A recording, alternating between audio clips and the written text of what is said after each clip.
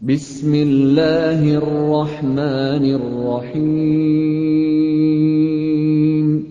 سبح اسم ربك الأعلى الذي خلق فسوى والذي قدر فهدى والذي أخرج المرعى فجعله غثاء أحوى سنقرئك فلا تنسى إلا ما شاء. அஸ்ஸலாமு அலைக்கும் வரஹ்மத்துல்லாஹி வபரகாத்துஹு. எல்லாம் வல்ல அல்லாஹுவின் நல்லடியார்களே, எல்லாம் வல்ல அல்லாஹு தாலா இந்த உலகத்தில் மனித சமுதாயத்தை படைத்து அவர்களுக்கு மத்தியில் இனத்தின் அடிப்படையில் எந்த பாகுபாடையும் ஏற்படுத்தாமல் இருந்தாலும் பொருளாதார விஷயத்தில் சிலர்களுக்கு கூடுதலாகவும் சிலர்களுக்கு குறைவாகவும் அல்லாஹு தாலா வழங்கி ஏற்ற தாழ்வு நிலையில் அல்லாஹு தாலா மனிதர்களை அல்லாஹ் வைத்திருக்கிறான். இந்த உலகத்தில் படைக்கப்பட்டிருக்கக்கூடிய அனைவர்களும் கோடி கோடியான செல்வங்களை பெற்றவர்களும் அல்ல, அனைவர்களும் பரம ஏழைகளும் அல்ல. கோடீஸ்வரனும் இருக்கிறான், லட்சாதிபதியும் இருக்கிறான், பணக்காரனும் இருக்கிறான், ஏழைகளும் இருக்கிறான், பிச்சைக்காரனும் இருக்கிறான். இப்படி அல்லாஹு தாலா பல்வேறு நிலைகளில் அல்லாஹ் மனிதர்களை வைத்திருக்கிறான். இது இந்த காலகட்டத்தில் மட்டுமல்ல, ஆதம் அலைஹிஸ்ஸலாம் அவருடைய காலங்களிலிருந்து ஏழை பணக்காரன் என்ற பாகுபாடு அல்லாஹ் கூடுதல் குறைவாக கொடுத்து வந்திருக்கிறான். ஆனால் இவ்வாறு கொடுக்கப்பட்டு சிலர்களை கீழ்நிலையிலேயும் சிலர்களை உயர்ந்த நிலையிலேயும் வைத்திருக்கக்கூடிய அல்லாஹு தாலா செல்வங்கள் பெற்றிருக்கக்கூடியவர்கள், அதிகமான பொருளாதாரத்தை பெற்றிருக்கக்கூடியவர்கள், இறைவனுடைய மிகப்பெரிய இந்த அருளை பெற்றிருக்கக்கூடியவர்களை அல்லாஹு தாலா உங்கள் கீழ் இருக்கக்கூடிய, உங்கள் பொருளாதாரத்தில் கீழ்நிலையில் வசிக்கக்கூடிய அந்த மக்களை நினைத்து பார்த்து அந்த மக்களுக்காக உங்களால் முடிந்த அளவிற்கு பொருளாதார உதவிகளையும் செய்ய வேண்டும் என்று அல்லாஹு தாலா திருமறை குர்ஆனில் கட்டளையிடுகிறான். அதற்கு அழகாக திருமறை குர்ஆனுடைய சூரத்துல் முனாஃபிக்கினுடைய 10வது வசனத்தில் அல்லாஹ் அழகாக சொல்லுகிறான், வன்ஃபிகு மிம்மா ரஸக்னாக்கும் மின் கபுல் ஐ யாத்தி அஹதக்குமுல் மௌத், உங்களுக்கு மௌத் வருவதற்கு முன்னால் நாம் உங்களுக்கு கொடுத்திருக்கக்கூடியவையிலிருந்து நீங்கள் செலவழியுங்கள். செலவழிப்பதில் உங்களுக்கு கொடுத்த எல்லா செல்வமும் அல்லாஹுவால் கொடுத்தது, நாம் கொடுத்தது என்று அல்லாஹ் சொல்கிறார். இது உங்களுடைய சொந்த பொருள் அல்ல. இந்த வானம் பூமி இவை அனைத்துக்கும் சொந்தக்காரன் அல்லாஹ் தான். அவன்தான் படைத்து என்ன செய்திருக்கிறான், உங்களுக்கு இதை கொடுத்திருக்கிறான். அதனால் நாம் உங்களுக்கு கொடுத்திருக்கக்கூடிய இந்த செல்வத்தை மரணம் வருவதற்கு முன்பாகவே நீங்கள் கொடுத்து விடுங்கள். ஏன் இந்த ஒரு வாசகத்தை அல்லாஹ் சொல்கிறான்?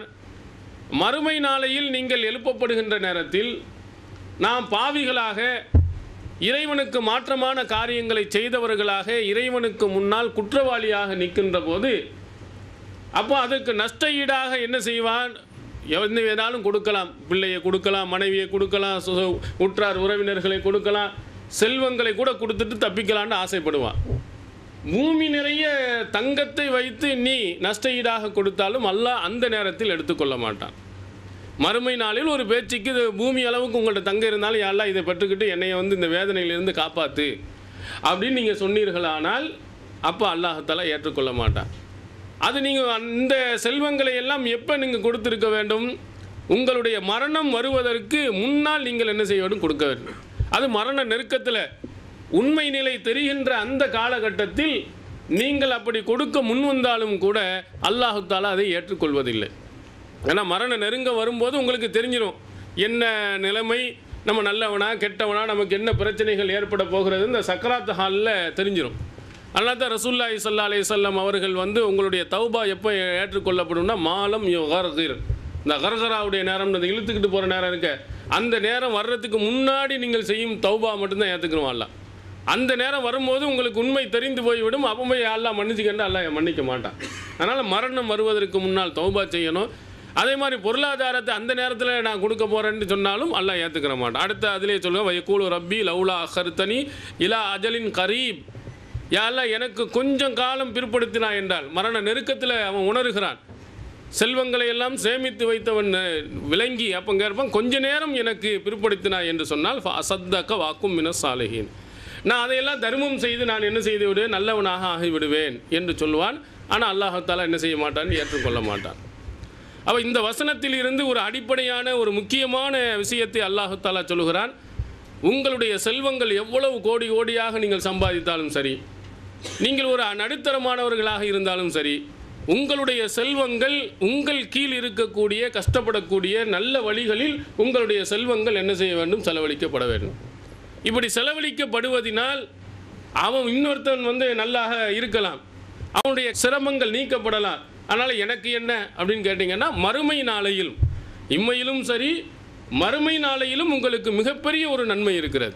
அல்லாஹ் குர்ஆனில் சொல்லுகிறான், நீங்கள் அன்ஃபிகு ஹைரன் லி அன்ஃபுசிக்கும், நீங்கள் நல்வழியில் செலவழிங்க, ஹைரன் லி அன்ஃபுசிக்கு, அது உங்களுக்கு நல்லதாக அமையுங்கிறான். நீங்கள் எவ்வளவுதான் செலவழித்தாலும் இந்த செலவழிக்கக்கூடிய இந்த செல்வங்கள் பணம் அனைத்தும் உங்களை என்ன செய்யணும், மறுமை நாளையில் வெற்றிக்கு கொண்டு போய் சேர்க்கும். இது அவனுக்கு கொடுத்துட்டு நீங்கள் நினைக்காதீங்க, அடுத்தவர்களுக்கு வழங்கி விட்டோமே அவன் ரொம்ப நன்றாக இருக்கிறான் என்று நீங்கள் நினைக்காது. எல்லாம் அனைத்துமே உங்கள் நன்மைக்குத்தான். நீங்கள் செய்யக்கூடிய ஒவ்வொரு தர்மமும், நீங்கள் செய்யக்கூடிய நல்வழிக்கு செலவழிக்கக்கூடிய எல்லா பணமும் உங்கள் இதில் தான் என்ன செய்யப்படுகிறது, சேர்க்கப்படுகிறது. ஆனால் ரசூலுல்லாஹி ஸல்லல்லாஹு அலைஹி வஸல்லம் அவர்கள் அழகாக சொல்லுகிறார்கள். திருமதி என்ற நூலில் நாம் பார்க்கிறோம், ஒரு ஆடு அறுக்கிறாங்க. அந்த ஆடை அறுத்தவுடன் அன்னை ஆயிஷா சித்திகா ரலியல்லாஹு அன்ஹா அவர்கள்ட்ட கேட்குறாங்க, நம்ம ஆட்டுக்கறிலாம் அறுத்து எல்லாத்துக்கும் தெரிஞ்சவங்க அவங்க உறவினர்கள் இவங்களுக்கெல்லாம் தர்மமா எல்லாத்துக்கும் கொடுத்து அனுப்புகிறாங்க, மீதம் எவ்வளவு இருக்கிறது அப்படின்னு ரசூல் ஸல்லல்லாஹு அலைஹி வஸல்லம் கேட்குறாங்க. அதில் மீதமாக இருப்பது ஒரு தோல் புஜம், அந்த புஜத்தினுடைய கறி மட்டும்தான் மீதமாக இருக்கிறது அப்படின்னு ஆயிஷா நாயை சொல்லும்போது ரசூல் ஸல்லல்லாஹு அலைஹி வஸல்லம் சொல்லுகிறார்கள், பக்கிய குல்லுஹா கைர கத்துஃபியா, நம்மகிட்ட இந்த புஜக்கறி இருக்குது, இந்த தொடைக்கறியை தவிர மற்ற அனைத்தும் தான் நமக்கு இருக்கிறது என்று சொல்லுகிறார். இது நமக்கு திங்கிறதுக்கு நம்ம எடுத்து வச்சுக்கிட்டோமே, இது அல்லாமல் என்னென்னவெல்லாம் கொடுத்தியோ, அடுத்தவர்களுக்காக வேண்டி வணங்குனியோ அதுதான் நமக்குரியது. அடுத்தவர்களுக்காக நீங்கள் எவ்வளவெல்லாம் கொடுக்கிறீர்களோ இவையெல்லாம் உங்கள் கணக்கில் தான் வரவு வைக்கப்படுகிறது. நமக்கு செலவழித்து கொண்டு இருக்கக்கூடியதில் அதில் ஒன்றும் இல்லாமல் போய்விடுகிறது. அடுத்தவர்களுக்காக நல்வழிக்காக வேண்டி நீங்கள் செய்ய வேண்டிய ஒவ்வொரு பணமும் செல்வமும் உங்கள் கணக்கில் அல்லாஹ்தாலா என்ன செய்கிறான், வரவு வைத்து கொண்டே இருக்கிறான். உங்கள் பணத்தை நீங்கள் செலவழித்தது உங்கள் நன்மைக்காக வேண்டி என்ன செய்யப்படுகிறது. இதே மாதிரி ரசூல் ஸல்லல்லாஹு அலைஹி வஸல்லம் சொன்ன செய்தி சஹீஹ் புகாரியில் 6442 செய்தியாக பதிவு செய்யப்பட்டிருக்கிறது. நபி தோழர்கள்ட்ட கேட்குறாங்க, ஒரு மனிதன் எந்த செல்வத்தை விரும்புவான், அவன் சம்பாதித்து அவனுக்கு கிடைக்கிற செல்வத்தை விரும்புவானா அல்லது வாரிசுதாரமாக வரக்கூடியதை விரும்புவானா அப்படின்னு கேட்கும்போது நபித்தோழர்கள் சொல்லுகிறார்கள், அவன் சம்பாதித்த அவனுடைய பணத்தை தான் ரொம்ப விருப்பப்படுவான், அடுத்தவங்ககிட்ட விருப்பப்பட மாட்டான். அப்போ அல்லாஹ்வின் தூதர் அவர்கள் சொல்லுவாங்க, இன்ன மாலகு மா கத்தம, அவனுடைய செல்வம்னா எதை முற்படுத்தினானோ, எதை நல்வழியில் செலவழித்தானோ அதுதான் அவனுக்குரியது, மீத வச்சிருக்கானே அது மாலு வாரிசி மா அஹர, அந்த பிற்படுத்தி வச்சிருக்கிறதெல்லாம் அவனுடைய வம்சாவளிக்கு அவனுடைய சொந்த பந்தங்களுக்கு போய் சேர்ந்துவிடும் அப்படின்னு ஒரு முக்கியமான ஒரு கருத்தை நபி ஸல்லல்லாஹு அலைஹி வஸல்லம் அவர்கள் நமக்கு சொல்லியிருக்கிறார். அப்போ நம்ம எவ்வளவு பணத்தை, எவ்வளவு அதிகமான செல்வங்களை அடுத்தவர்களுக்காக கொடுக்குறோமோ அதுதான் உங்களுக்குரியது. உங்களுக்கு இல்லாத எதெல்லாம் நீங்கள் எல்லாம் செலவழித்து கொண்டே இருக்கிறீர்களோ அதெல்லாம் கிடையாது, உங்களுக்குரியது அல்ல. அப்போ மறுமை நாளையில் உங்களுக்கு நிறைய நன்மைகளை பெற்றுத்தர வேண்டும் என்று சொன்னால், நிறைய கூலியை உங்களுக்கு தர வேண்டுமானால் அடுத்தவர்களுக்கு கொடுத்து கொண்டே இருங்க. ரசூல் ஸல்லல்லாஹு அலைஹி வஸல்லம் அவருடைய வாழ்க்கை வரலாறை நீங்கள் எடுத்து பாருங்கள். அவர்கள்ட்ட இருந்த செல்வம் எவ்வளவு, ஆனால் இறுதியாக அவர்கள்ட்ட இருந்த செல்வம் எவ்வளவு, ரெண்டையும் நீங்கள் ஒப்பிட்டு பாருங்கள். அல்லாஹ்வின் தூதர் அவர்கள் ஆரம்ப காலத்தில் அவர்கள் தன்னுடைய துணைவியார் ஹதீஜா ரலியல்லாஹு அன்ஹா அவர்களை திருமணம் முடிக்கும் பொழுது மிகப்பெரிய கோடீஸ்வரர். அவங்க நிறைய செல்வ சீமாட்டியை முடித்த காரணத்தினால் ஹதீஜா நாயருடைய செல்வம் பூரா அவங்கள்ட்ட தான் இருந்துச்சு. அந்த செல்வங்களை எல்லாம் என்ன செய்தார்கள், அவ்வளவு பணத்தை என்ன வைத்திருந்தார்கள், கடைசி காலத்தில் நம்ம பார்த்தோமானால் தொடர்ந்து 3 நாட்கள் அடுப்பெரியதில்லை, சாப்பாட்டுக்கு வழி இல்லை, இன்னும் சொல்லப்போனால் ஒரு நாள் அல்லாஹ்வின் தூதர் அவர்களுக்கு பசி தாங்க முடியாமல் வெளியே வந்து யாராவது நமக்கு நல்லவர்கள் யாராவது உணவு தருவார்களா என்று கேட்கும் அளவுக்கு பசியின் கொடுமை அதிகமானது. அப்போ அந்த பணமெல்லாம் எங்கே போனது? அந்த பணத்தை எல்லாம் என்ன செய்தார்கள்? எல்லாமே இந்த சூதாடி பொம்பளை விஷயத்தில் இப்படியே இறைத்து விட்டு போனார்களா? அப்படி போனவர்களும் இருக்கிறாங்க. பெண்களுக்கு நாட்டை இழந்தவன் இருக்கிறான், இந்த சொத்தை இழந்தவன் இருக்கிறான். இப்படி நம்ம நாட்டிலையும் எவ்வளோ பேர் இருக்கிறாங்க. அல்லாஹ்வின் தூதர் அவர்கள் அப்படி இருந்ததில்லை. அன்னை ஹதீஜா நாயகி அவர்களே சொல்லுவாங்க, முதலாவது வசனம் இறங்கும் பொழுது ஹிரா குகையில் இருந்து வந்து எனக்கு எதுவும் ஆகிவிடுமோ என்று பயந்து ஜம்மிலூனி என்னை போத்துங்கள் என்று சொல்லும்போது அவங்களுடைய மனைவி அழகாக சொல்வார்கள், வல்லாஹி லா யுஹ்ஸீக அல்லாஹு அஹதா அபதா, அல்லாஹ் மீ சத்தியமாக அல்லாஹ் உங்களை ஒருபோதும் இழிவுபடுத்த மாட்டான். ஏன் நீங்கள் என்ன தப்பு செஞ்சீங்க? இன்னக்க தசிலுர் ரஹ்மா வ தஹ்மிலுல் கல்ல, நீங்கள் சொந்தக்காரர்களோடு இணங்கி வாழுகிறீர்கள், கஷ்டப்படுவோருடைய சுமைகளை நீங்கள் சுமந்து கொள்கிறீர்கள். துஈனு அலா நவாயிபில் ஹக்கி, சத்திய போராட்டங்கள் ஈடுபவர்களுக்கெல்லாம் நீங்கள் உதவி செய்து கொண்டு இருக்கிறீர்கள். இந்த மாதிரி நல்லறங்கள்லாம் இருக்கக்கூடிய அல்லாஹ்தாலா உங்களை சோதிப்பானா அப்படின்னு ஹதீஜா நாயகி சொன்ன செய்தியை புகாரியில் பார்க்கிறோம். அப்போ அல்லாஹ்வின் தூதர் அவர்களுடைய சொத்துக்கள் எல்லாமே என்னவா, அனைத்தும் நல்வழியில் தான் செலவழித்து தான் ஒன்றுமே இல்லாமல் முடிச்சு. அதே நேரத்தில் மறுமையில் பாருங்கள், அவங்களுக்கு அவ்வளவு தரஜாக்களை அல்லாஹ் கூட கொடுக்குறான், அதிகமான நன்மைகளை அவர்களுக்கு வழங்குகிறான். ஹவுல் கௌசர் என்ற தடாகத்தை கொடுக்குகிறான். மக்காம மஹமூதா என்று சொல்ல புகழப்பட்ட இடத்திலே அல்லாஹ்தாலா எழுப்புகிறான். இவ்வளவெல்லாம் செய்வதற்கு என்ன காரணம்? அவர்கள் செய்த நல்லறங்கள். அதில் குறிப்பாக தர்மங்கள் அதிகமாக செய்தது. அதில் தர்மங்களில் இந்த ரமலான் மாதத்தை எடுத்து சஹீல் புகாரில் இடம்பெறுகிறது. இப்னு அப்பாஸ் ரலியல்லாஹு அவர்கள் சொல்லுகிறார்கள், ரசூலுல்லாஹி ஸல்லல்லாஹு கான நாஸ் அஜ்வத், மனிதர்களிலேயே பெரிய கொடைவள்ளலாக இருந்தார்கள். ரமலானுடைய மாதங்களில் அவர்கள் வாரி வாரி இறைப்பவர்களாக இருந்திருக்கிறார். ரமலான் மாதத்தில் ஜிப்ரீல் அலைஹிஸ்ஸலாம் அவர்கள் வந்து குர்ஆனை என்ன செய்வார்கள், ஓதி காட்டி அதை சரிபார்ப்பாங்க, கரெக்டாக மனனம் செய்திருக்காங்களா இல்லையான்னு ஒவ்வொரு வருடமும் வருவாங்க. அப்படி ஜிப்ரீல் அலைஹிஸ்ஸலாம் சந்திக்கிற நேரத்தில் எவ்வளோ முடியுமோ அள்ளி கொட்டிக்கிட்டே இருந்தாங்க. அப்போ அல்லாஹ்வின் தூதர் அவர்கள் மறுமையிலே மிகப்பெரிய ஒரு அந்தஸ்தை தரஜாவை பெறுவதற்கு அல்லாஹ் தஆலா ஒரு வழியாக எதை வைத்திருக்கிறான் என்று சொன்னால், இந்த தான தர்மங்கள் செய்யக்கூடிய வழியை வைத்திருக்கிறான். இதை குர்ஆன் வந்து ரத்தின சுருக்கமாக சொல்லுவோம், அமை யூக ஷுஹ நஃப்ஸிஹி ஃபஉலாயிக ஹுமுல் முஃப்லிஹூன், எவனுடைய உள்ளம் கஞ்சத்தனத்தில் இருந்து பாதுகாக்கப்பட்டு இருக்கிறதோ அவன் தான் வெற்றியாளன். கஞ்சத்தனம் உள்ளத்தில் கடுகளவு கூட இருக்கக்கூடாது. அந்த கஞ்சத்தனம் உள்ளுக்குள்ளே வந்துவிட்டால் அவன் வெற்றியாளன் இல்லை. கஞ்சத்தனத்தை என்ன செய்யக்கூடாது, நம்ம உள்ளத்திலே வரவே கூடாது. அல்லாஹ்வின் தூதர் அவர்கள் ஐவேளை தொழுகைக்கு பிறகு கேட்ட துவாவில் ஒரு துவா என்ன, அல்லாஹும்ம இன்னி அஊது பிக்க மினல் புஹ்லி, கஞ்சத்தனத்தில் இருந்து உன்னிடத்தில் நான் பாதுகாப்பு தேடுகிறேன். எவ்வளவோ வாரி வாரி இறைத்தவர்கள் எனக்கு வேண்டும் என்று என்ன செஞ்சு வச்சிடக்கூடாது, மற்றவர்களினுடைய நலனையும் அவர்கள் எண்ணி பார்க்க வேண்டும் என்ற அளவிற்கு அல்லாஹ்வின் தூதர் அவர்கள் அந்த ஒவ்வொரு ஐவேளை தொழுகை இடத்திலேயும் அல்லாஹ்விடத்திலே துவா செஞ்சிருக்கிறாங்க. ஆனால் நம்ம கஞ்சத்தனம் நம்முடைய உள்ளத்தில் என்ன செஞ்சிடக்கூடாது, ஒருபோதும் வந்துவிடக்கூடாது. நிறைய பேர்கள் இந்த கஞ்சத்தனத்தில் பணத்தை வந்து அடுத்தவர்களுக்கு இரக்கம் இல்லாமல் கொடுக்காதவர்கள், பெரிய ஊடுபத்த 4 மாடி 5 மாடி 1000 கடைகள், எத்தனை கடைகள் எல்லாம் நிறைய பேர் வைத்து கொண்டு இருப்பவர்கள் இருக்கிறாங்க. ஆனால் ஏழைகளுக்கு இறக்கப்படுவதில் கொஞ்சம் கூட இறக்க மாட்டான். இது நகைச்சுவையாக ஒரு செய்தி சொல்லுவாங்க, கஞ்சர்களில் எப்படியெல்லாம் பெரும் பெரும் கஞ்சர்கள் இருக்கிறார்கள் என்று சொன்னால், ஒருத்தன் பிச்சைக்காரன் போயிருக்கான், அவன் வீடு 3-4 மாடி கட்டியிருக்கான், அழகாக ஏசிலாம் வச்சு குழுன்னு அற்புதமான இது. கீழேருந்து ஐயா சாமி ஏதாவது பசிக்குது ஏதாவது சாப்பிடுதாங்க, அவன் சொல்லியிருக்கா, சாப்பாடுலாம் ஒன்றும் இல்லையா, அப்போ அங்கேருந்து கத்திருக்கான். இது பழைய சோறு ஏதாவது இருந்தால் அதையாவது கொடுங்க சாமி அப்படின்னு அங்கேருந்து நான் கத்திருக்கான். அதுவும் என்கிட்ட கிடையாதுங்களாம். ஐயா பழைய துணி கிழிந்த துணி இருந்தால் அதையாவது கொடுங்க, நான் அதையாவது போட்டுக்கிட்டு போகிறேன், அதுவும் என்கிட்ட கிடையாது.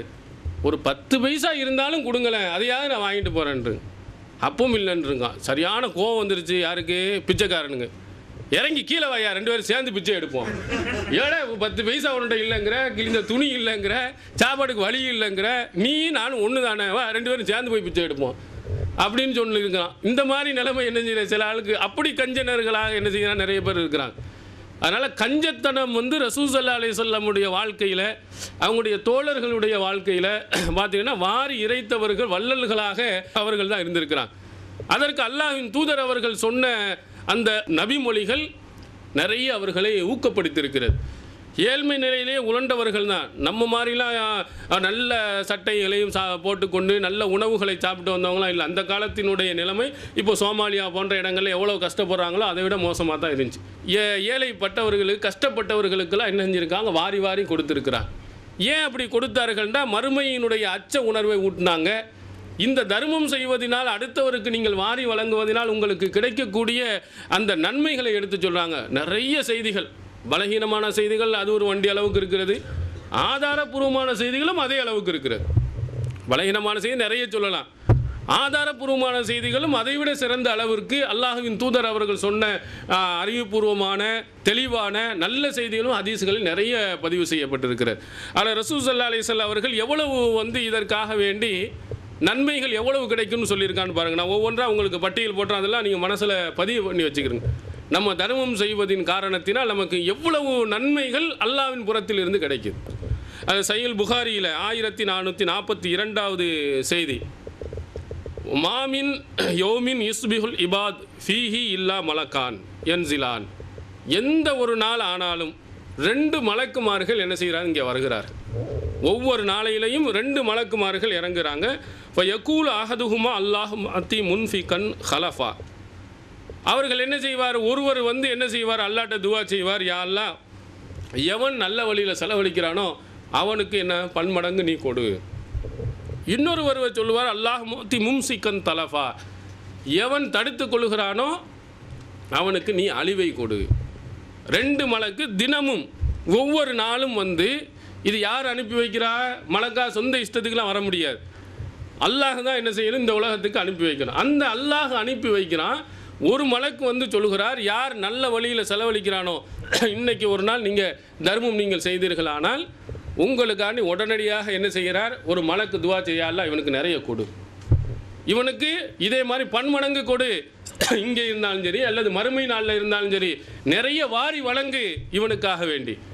எவன் நான் கொடுக்க மாட்டேன், ரொம்ப கஷ்டப்பட்டு சிரமப்பட்டு எவ்வளவோ சிரமங்களுக்கு மத்தியில் ஒரு கையேந்தி கேட்கிறா, நான் தர முடியாது மடித்து வச்சான்னா, யாரெல்லாம் இவனை நாசமாக்கு, இவனுக்கு அழிவை கொடு, மறுமையில் நிரந்தரமான பெரிய கஷ்டத்தை கொடு என்ற கருத்தில் ஒவ்வொரு தினமும் ஒவ்வொரு மலக்குமார்களும் இப்படி கேட்டுக்கொண்டு இருப்பார்கள். அப்போ நீங்கள் சிந்தித்து பாருங்கள், நீங்கள் செய்யக்கூடிய தர்மம் இறைவனினால் அனுப்பப்பட்ட அந்த ஒரு மலக்குமார் உங்களுக்காக வேண்டி ஒவ்வொரு நாளும் தினமும் ஒரு ரூபாயை நீங்கள் தர்மம் செய்யும் வழக்கம் உள்ளவர்களாக, குறைந்தபட்சம் 1 ரூபாண்டு இல்லை, உங்கள் வசதிக்கு தான் அந்த மாதிரி தினமும் ஏதாவது ஒரு நல்லறத்துக்கு நம்ம கொடுக்கணுங்கிற மாதிரி நீங்கள் அப்படியே கொடுத்தீர்களே ஆனால் தினமும் மலக்குமார்களுடைய ஒரு துவா உங்களுக்கு கிடைச்சது. அல்லாஹ்விட்ட கேட்குற அவங்கெல்லாம் இஹ்லாஸோடு மன தூய்மையோடு கேட்பவர்கள், கள்ளம் கபடம் இல்லாதவர்கள், அவங்களுக்கு நல்லது தீமை என்பதெல்லாம் தெரியாதவர்கள், அல்லாஹ்வால் நியமிக்கப்பட்ட அந்த மலக்குமார்கள் நீங்கள் ஒரு தர்மம் செஞ்சீங்கன்னா இஹ்லாஸோடு நீங்கள் செய்தீர்களே ஆனால் உங்களுக்காக வேண்டி அவர்கள் துவா செய்வார்கள். அதனால்தான் நபி தோழர்களில் நீங்கள் பார்க்கும் பொழுது இந்த மாதிரி ஒரு பெரிய ஒரு நன்மை நமக்கு கிடைக்கிறதுங்கிறனால உடனடியாக தர்மம்னு சொன்னால வாரி வழங்குவாங்க. சஹீஹ் புகாரியில் இடம்பெறுகிறது, அல்லாஹ்வின் தூதர் அவர்கள் தர்மம் செய்யுமாறு சொல்லுவாங்களே எப்போது ஒரு அவசியத்துக்கு, இது அமரனா பிஸ் சதகா இன் தல காஹதுனா இல சூக். அல்லாஹ்வின் தூதர் அவர்கள் தர்மம் செய்யுமாறு எங்களுக்கு கட்டளையிட்டால் உடனே நாங்கள் கடை வீதிக்கு போய்விடுவோம், கடை வீதிக்கு போயிடுவோம். ஏன்டா பாக்கெட்டில் 1 ரூபாயோடு இல்லை, அல்லாஹ்வின் தூதர் அவர்கள் தர்மம் செய்ய சொல்லியிருக்கிறாங்க. அப்போ தர்மத்தினுடைய நன்மைகள் அவர்களுக்கு தெரியும். உடனே கடை வீதிக்கு போய் ஹாமிலு வயுசுபுல் மோத், அங்கே போய் ஒரு கை அளவு, ஒரு முத்துண்டா ஒரு 2 கையும் சேர்த்த அளவுக்கு உள்ள அளவு ஒரு அளவு தானியத்தை வாங்கி அதை நாங்கள் தர்மம் செய்வோம். ஆனால் இன்று எங்களுக்கு 1 லட்சம் அளவிற்கு அல்லாஹ் பணத்தை கொடுத்திருக்கிறார். எப்போ ரசூல்லா காலத்துக்கு பிந்திய காலத்தில் சொல்லுவாங்க, இப்போ இருக்குது. அந்த காலத்தில் எங்களுக்கு ஒன்றுமே இல்லை, கொடுப்பதற்கு 1 ரூபாய் கூட இல்லாத போது அல்லாஹ்வின் தூதர் அவர்கள் சொன்னார்கள் என்ற உடனே ஓடி போய் கடை வீதியில் போய் உழைத்து தர்மம் செஞ்சுருக்கிறாங்க. இப்படி உள்ள ஆட்களை நம்ம எங்கேயாவது பார்த்துருக்கோமா? தர்மம் செய்ய ஒரு அவசியமான பணி அப்படின்னு கேட்குறோம். உண்மையிலே இது செய்ய வேண்டிய பணி தான். எல்லாரும் நீங்கள் உங்கள் பங்களிப்பை தர வேண்டும், எனக்கு ஒன்றுமே இல்லையே அப்படின்ற உடனே நம்ம எதுவுமே நம்ம கொடுக்காமல் நம்ம அமைதியாக இருந்து விடுகிறோம். ஆனால் நபித்தோழர்கள் என்ன செய்து விடுகிறார்கள், உடனே போய் வேலை செஞ்சு போய் கொடுக்குறாங்க. நம்ம அப்படி கொடுத்துருப்போமா? சரி, இந்த பணிக்கு நம்முடைய பங்களிப்பு எப்படியும் போய் சேரணும், பணம் நமக்கு இல்லை, இன்றைக்கி ஓவர் டியூட்டியாவது பார்ப்போம், என்ன கொஞ்சம் கூடுதலாக நம்ம உழைப்போம், அந்த பணத்தை கொண்டு இந்த நல்வழிக்கு நம்ம கொடுப்போம் அப்படின்னு நம்ம ஆசைப்படுவதில்லை. ஏன் நமக்கு அந்த தர்மத்தினுடைய சிறப்போ அதில் இருக்கக்கூடிய நன்மையோ அதில் இருக்கக்கூடிய ஆழமான கருத்தோ நமக்கு விளங்கவில்லை. நபி தோழர்களுக்கு விளங்குகிறது, பசியும் பட்டினியிலும் உழண்டவர்களுக்கு விளங்குகிறது. ஏன்னா அல்லாஹ்வின் தூதர் அவர்கள் சொல்லியிருக்கிறாங்க, நம்ம தர்மம் என்று சொன்னால் நம்ம என்ன விளங்கிக்கிறோம், பெரிய கோடீஸ்வரன் பணக்காரன் தான் வந்து நமக்கு கொடுக்கணும் அப்படின்னு நினைக்கிறோம். இல்லை, ரசூல் ஸல்லல்லாஹு அப்படின்னு சொன்னால் அலா குல்லி முஸ்லிமின் சதக்கா, ஒவ்வொரு முஸ்லீமும் தர்மம் செய்வது கடமைன்னு சொல்லிட்டாங்க. யாராக இருந்தால் முஸ்லீமா நீ பிறந்துட்டீங்கன்னா ஈகை குணமும் உன்கிட்ட சேர்ந்து தான் இருக்கணும். உன்கிட்ட ஈகை குணம் இல்லையானால் முஸ்லீம் கிடையாது. நீ கண்டிப்பாக முஸ்லீமாக இருக்கக்கூடியவன் கொடுத்தாகணுங்கிறாங்க. அப்போ அல்லாஹ்வின் தூதர் அவர்களிடத்தில் கேட்கப்படுகிறது, அல்லாஹ்வின் தூதர் அவர்களே எங்கள்கிட்ட ஒன்றுமே இல்லைண்டா என்ன செய்கிறது? யாமலு பியதைஹி வயதஸத்தக் வயன்ஃபஉ பிஹி, அவன் என்ன செய்ய வேண்டும்? வேலை செய்யணும். போ, பணம் ஒன்றும் இல்லையா, உட்காராத, போய் எங்கேயாவது போய் வேலை செய்யி, அதிலிருந்து பணத்தை பெற்றுக்கொண்டு நீனும் பயன்பெற்று தர்மத்தையும் செய்ய என்று அல்லாஹ்வின் தூதர் அவர்கள் சொன்னாங்க. பாருங்க, இஸ்லாம் மாதிரி ஈகை குணத்துக்கு, ஈகையை வலியுறுத்தக்கூடியதற்கு வேற எந்த மதமும் கிடையாது. யாரை பிறந்து முஸ்லீமாக பிறந்துட்டாலே ஈகை குணத்தோடு தான் பிறக்கணும். நீ பணக்காரனாக இருந்தால் தான் நான் பணம் செலவழிப்பேன், நான் ஏழையாக இருந்தால் செலவழிக்க மாட்டேன்னு இல்லை. நீ யாராக பிறந்தாலும் சரி, நீ எவ்வளோ ஏழ்மையாக இருந்தாலும் நீ என்னது செலவழிக்குவது உன் மீது கடமை.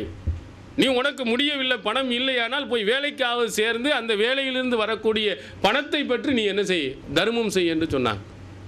அல்லாஹ்வின் தூதரவுடைய காலத்தில் இந்த அளவிற்கு வலியுறுத்தப்பட்ட காரணத்தினால் அல்லாஹ்வின் தூதர் அவர்கள் சொல்லிட்டாங்கன்னா பணம் இல்லாவிட்டாலும் என்ன செய்கிறார்கள், போய் அவர்கள் செலவழித்து கஷ்டப்பட்டு உழைத்து வந்து செலவழித்திருக்கிறாங்க. அதுக்கு ரசூல் ஸல்லல்லாஹு அலைஹி வஸல்லம் சொல்லுகிறார்கள் இன்னொரு இடத்துல, மா நக்கசத் சதக்கத்தன் மின் மாலின், மா நக்கசத் சதக்கத்தும் மின் மாலின், நீங்கள் செய்யக்கூடிய தர்மத்தினால் செல்வம் என்ன செய்கிறதில்லை, குறைந்து போவதில்லை. ஒரு ஆழமான வாசகத்தில் அல்லாஹ்வின் தூதர் அவர், நீங்கள் தர்மம் செய்கிறீங்கன்னு சொன்னால் உங்கள் பணம் குறைஞ்சி போயிரு நீங்கள் நினைக்காதீங்க, அல்லாஹ் தஆலா அதில் அருள் வளத்தை கொடுப்பான். தர்மம் செய்தோம் என்றால் அது வந்து உங்களுக்கு தெரிகிறதில்லை, செலவழித்தா கொஞ்சம் பணம் போயிடத்தானே செய்யுது, ஆனால் அது மறைமுகமான அருளை அல்லாஹ் தஆலா நிறைய கொடுப்பான். நிறைய பாருங்கள், பெரிய பெரிய ஹாஸ்பிட்டல், அப்போலோ போன்ற ஹாஸ்பிட்டலில் போய் பாருங்கள், நீங்கள் உள்ளே போயிட்டேன்னா ஒரு 5000 ரூபா 10000 ரூபா இல்லாமல் வெளியே வர முடியாது. சும்மா சாதாரண தலைவலின்னு அங்கே தான் போகிறான். பெரிய கோடீஸ்வரனா லட்சாதிபதினா என்ன செய்வான், அங்கே தான் போகிறான். ஆனால் நம்ம இதில் என்ன செய்வாங்க, ஒரு நம்ம முஸ்லீம்களில் ஏழ்மை நிலையில் இருக்க ஒரு அமிர்தாஞ்சனத்தை வச்சு தலையில் தடவி விட்டு அவனுக்கு போயிடும், அவ்வளோதான். அவனுக்கு எவ்வளவு அல்லாஹ் கொடுக்குறான்னா ₹1.50 இதில் அல்லாஹ் தஆலா என்ன செஞ்சுறான், நிவாரணத்தை தந்து விடுகிறான். பெரிய பெரிய கோடீஸ்வரனா சின்ன தலைவலின்றவுடனே அந்த பெரிய ஹாஸ்பிட்டல் எங்கே இருக்குன்னு போகிறான், உள்ளே போனவுடனே பல்லாயிரக்கணக்கான ரூபாயில் பிடிங்கிட்டு விட்டுறான். பெரிய பெரிய வியாதிகளை கொடுக்குறான், கோடிக்கணக்கான ரூபாய்கள், லட்சக்கணக்கான ரூபாய்கள் அதில் வந்து நிறைய செலவழிக்கிறான். ஆனால் உண்மையிலேயே தர்மம் செய்யக்கூடியவர்களாக இருந்தால் அல்லாஹ் என்ன செய்கிறான், அதன் மூலம் நிறைய நோய் நொடிகள் செலவினங்கள் எல்லாத்தையும் என்ன செஞ்சுருக்கிறான், குறைத்து விடுகிறான். நம்ம என்ன இது தெரிவதில்லை, இந்த நோய் கஷ்டம் வராமல் எதுவுமே இல்லாமல் சாதாரணமாக நம்ம இருக்கமே, அதுக்கு இந்த மாதிரி தர்மங்கள் தான். நாம் செய்யக்கூடிய இந்த தர்மத்தின் மூலமாக அல்லாஹ் அருள் புரிவதன் காரணத்தினால் உங்கள் செலவினங்கள் என்ன செய்யப்படுகிறது, பெரிய பெரிய செலவினங்கள் குறைக்கப்படுகிறது. நீங்கள் செஞ்சது ஒரு 1000 ரூபாய் இருக்கும், ஆனால் உங்களுக்கு அல்லாஹ் ஒரு நோயை கொடுத்துருன்னா 5000 ரூபாய் செலவு எடுத்து வச்சுருப்பான். அப்போ உங்களுக்கு லாபமாக நஷ்டமா, ஒரு 5000 ரூபாய் நீங்கள் செலவழித்திருந்தீங்கன்னா 4000 ரூபாய் எக்ஸ்ட்ரா உங்களுக்கு போயிருக்கும். இறைவனுக்கு நீங்கள் செய்யக்கூடிய இந்த தர்மத்தின் காரணத்தினால் உங்களுடைய செல்வங்கள் குறையிறது இல்லை. ஆனால் வீண் விரயங்கள் இவன் பணத்தில் போய்கிட்டே இருக்குது. நிறைய பேரை நீங்கள் பார்த்தீங்கன்னு சொன்னால் இந்த பணங்கள் பூரா வேறு வழியில் செலவழிச்சிக்கிட்டே இருக்கிறான், நிறைய செலவழிக்கிறான். உதாரணத்துக்கு நகைச்சுவையாக சொல்லுவாங்க, ஒருத்தனுக்கு வந்து அடிக்கடி கனவு வந்துச்சான். என்னையா கனவு அப்படின்னு கேட்டிருக்காங்க. ஒரு ஜோசியன்ட்ட போய் கேட்டிருக்கான், அடிக்கடி என்னைய விரட்டி விரட்டி அடிக்கிற மாதிரி கனவு கண்டேன் அப்படின்னா. அப்போ உனக்கு சீக்கிரம் கல்யாணம் ஆக போகுது அப்படின்னு வழங்கிக்க அப்படின்ட்டு. அடி வாங்க போகிறான்னா அங்கே என்னமோ ஆக போகுதுன்னு. இதே மாதிரி இன்னொன்று சொன்னால், அதிகமாக என்கிட்ட செலவு காசு பூரா போகிறோமான்னு நினைக்க, அப்போ தான் கல்யாணம் ஆக போகுது. பொண்டாட்டி இழுத்துட்டு வச்சு தேவையில்லாத செலவுகளை எல்லாம் என்ன செய்வாரா, இழுத்து வைக்க போகிறாள் அப்படின்னு என்ன செய்வார்கள், நகைச்சுவையாக சொல்வார்கள். அதே மாதிரி சில பணங்கள் எப்படி போகும், ஒன்றுக்கும் உதவாமல் திருட்டுத்தனமாக போயிடுறது, போலீஸ்காரன்ட்ட கொடுக்கறது, வக்கீல்கிட்ட கொடுக்கறது. வக்கீல்கிட்ட பார்த்தீங்கன்னு சொன்னால் சாதாரணமாக இவனுக்கு நிலத்தகராறு ஒரு 5000 ரூபாய்க்கு உள்ள நிலத்தகராறுக்கு போய் அங்கே போவான், வக்கீல்கிட்ட போவான். ஆனால் 50000 ரூபாய் செலவு இழுத்து வச்சுருவான். கடைசி வரையிலும் இப்படி போக போக இப்படி பணங்கள் அதிகமாக போகும். போலீஸ்காரன் அந்த இதில் அந்த பிரச்சனையில் போனோம்னா அதுலேயும் போயிடும். அதான் ஒரு கேள்வி கேட்பாங்க, திருடனுக்கும் போலீஸுக்காரனுக்கு என்ன வித்தியாசம்? ஒன்றும் ஒரு வித்தியாசம் கிடையாது. அவன் கத்தியை காட்டி என்ன செய்கிறான்? பறிக்கிறான், இவன் லத்தியை காட்டி பறிக்கிறான் அப்படின்னு சொல்லுவான். இப்படி பணம் போயிடுது. நம்முடைய பணங்கள் எல்லாம் நிறைய பேர்கள்ட்ட பெரிய பணக்காரன்லாம் என்ன செய்யலாம்? போலீஸு, வக்கீலு, டாக்டரு, இந்த மாதிரி வீண் செலவினங்களுக்கு நிறைய பணங்கள் போது உங்களுக்கு தெரிகிறதில்லை. பணத்தை நிறைய சேமித்து வைத்திருக்கிறவருடைய பணங்கள் பூரா அந்த பக்கம் போகுது. தர்மம் நீங்கள் செய்து பாருங்கள், ஏழை எளியவர்களுக்கு நீங்கள் கொடுத்து பாருங்கள். அவன் வந்து மனப்பூர்வமாக அல்லாட்ட கையேந்தினா, யா அல்லாஹ் இந்த சகோதரனுடைய பாவங்களை மன்னிச்சிரு, அவனுக்கு ஒரு ஆரோக்கியத்தை கொடு, அவனுக்கு நல்நிலையை நீ கொடுண்டு இஹ்லாஸோடு மன தூய்மையோடு அவர்கள் கேட்டார்களே ஆனால் உங்களுடைய எல்லா விதமான கஷ்டங்களையும் அல்லாஹ்தாலா என்ன செய்வான்? போக்குவான். நபி ஸல்லல்லாஹு அலைஹி வஸல்லம் அவர்கள் சொன்னாங்க, ஏற்கப்படக்கூடிய துவாவில் ஒரு முக்கியமான ஒரு துவா என்னென்னா, நம்ம இல்லாத நேரத்தில் நம்முடைய சகோதரன் நமக்காக வேண்டி கேட்பார். நம்ம இல்லாத நேரத்தில் இருக்கும் போது எல்லாம் உங்களுக்கு நல்ல பாக்கியத்தை கொடுக்கணும் அப்படின்னா உள்ளுக்குள்ளே வச்சுக்கிட்டு நாசமாக போகணும்னு நினச்சிக்கிட்டு இருப்பான்.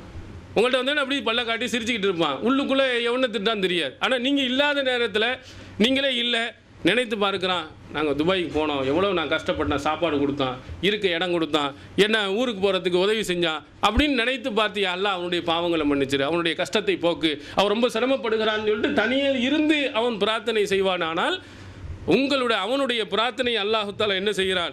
உடனடியாக ஏற்றுக்கொள்கிறான். அல்லாஹ் தஆலா அந்த துவாவை அங்கீகரிக்கிறான் என்ற செய்தியை சஹீஹ் முஸ்லிமில் நாம் பார்க்க முடிகிறது.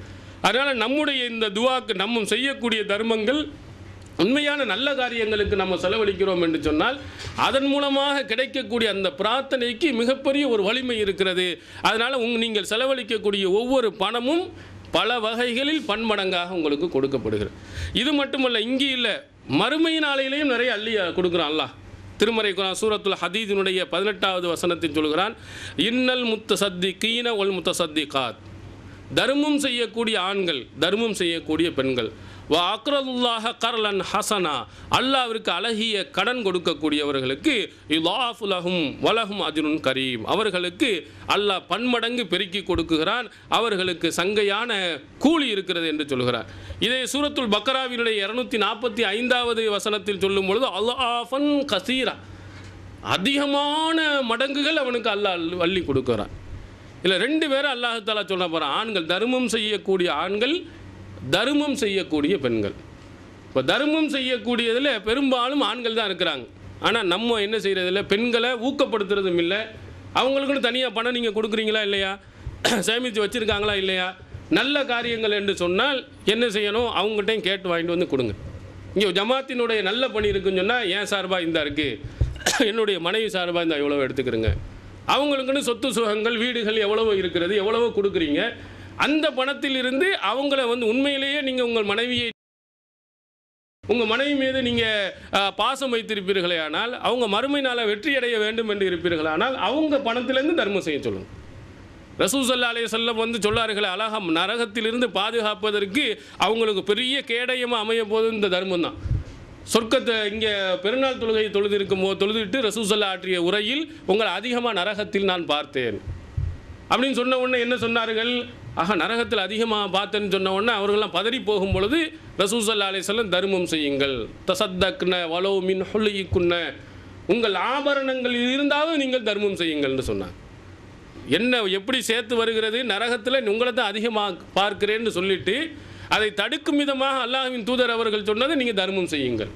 அப்படி சொன்ன உடனே அவர்கள் என்ன, காதில் கிடந்ததை, கழுத்தில் கிடந்ததை, கையில் கிடந்த நகைகளை எல்லாம் அவர்கள் எடுத்து பிலாலுடைய அந்த விரிப்பில் போட்டார் என்ற செய்தியை புகாரியில் நாம் பார்க்கிறோம். அப்போ அந்த ஆர்வம் நம்மள்கிட்ட இல்லை. உங்களுடைய சகோதரிகள்கிட்ட ஏன் நீங்கள் வாங்கி கொடுக்கக்கூடாது? உங்கள் மனைவிட்ட ஏன் வாங்கி கொடுக்கக்கூடாது? உங்கள் தாயிட்ட ஏன் வாங்கி கொடுக்கக்கூடாது? உங்களுடைய சொந்த பந்தங்களில் எத்தனை பெண்கள் இருக்கிறாங்க, அவங்கள்ட்ட ஏன் வாங்கி கொடுக்கக்கூடாது? வாங்குறது இல்லை. எல்லாம் நம்ம வந்து நம்மள்ட்ட ஒரு 100 ரூபா கொடுத்துட்டு போயிடுறோம், ஒரு 1000 ரூபாயை கொடுத்துட்டு போயிடுறோம். ஆனால் நம்முடைய குடும்பத்தில் எவ்வளோ பெண்கள் இருக்கிறாங்க, அவங்களையும் தர்மம் செய்ய வைக்கணும். அல்லாஹ்வின் தூதர் அவர்கள் ரொம்ப நேசத்திற்குரியவர்களாக யாருக்கு இருந்தால் அந்த தர்மம் செய்வர்களை வந்து ரொம்ப நேசிப்பார்கள். அவங்க சொல்லுகிறார்கள், நான் இறந்ததற்கு பிறகு என்ன முதல்ல யார் வந்து அடைவார்கள்னா அத்வலுக்குன்ன எதன், கை நீளமாக இருக்கக்கூடியவர்கள் யார், அவங்க தான் வந்து என்னை அடைவார்கள். அப்போ உடனே எல்லாம் நபிமார்களுடைய மனைவிமார்கள் என்ன செஞ்சாங்க, உடனே ஸ்கேலை வச்சு அளக்க ஆரம்பிச்சுப்பாங்க, யார் கை நீளம், யார் கை நீளம். அப்படி நீளத்தை கையை பார்த்தோம்னு சொன்னால் அங்கே கடைசியில் சௌதார் ரலியல்லாஹு அன்ஹாவுடைய கை தான் ரொம்ப நீளமாக இருந்துச்சு. அப்போது சௌதார் ரலியல்லாஹு அன்ஹாவுக்கு அந்த பாக்கியத்தை அல்லாஹ் கொடுக்க போகிறான் அப்படின்னு நினச்சிக்கும் போது டக்குன்னு பார்த்தா ஜைனப் ரலியல்லாஹு அன்ஹா அவர்கள் இறந்து போயிட்டாங்க. இப்போ ஜைனப் ரலியல்லாஹு அன்ஹா அவர்கள் இறந்த உடனேயே அப்போந்தான் விளங்குகிறது அவங்களுக்கு, அல்லாஹுவின் தூதர் அவர்கள் கை நீளம் என்று சொல்வது உண்மையான கை நீளத்தை அல்ல, தர்ம சிந்தனையை சொல்லியிருக்கிறார்கள். எடுத்து கொடுத்துக்கிட்டே இருக்குது, பணத்தை எடுத்து. நம்ம ஊரில் கை நீளண்டா வேறு, கை நீளம்னு சொன்னால் என்ன செய்வான், திருடிட்டு போயிடுவான், கள்ளப்பையன்னு அர்த்தம்.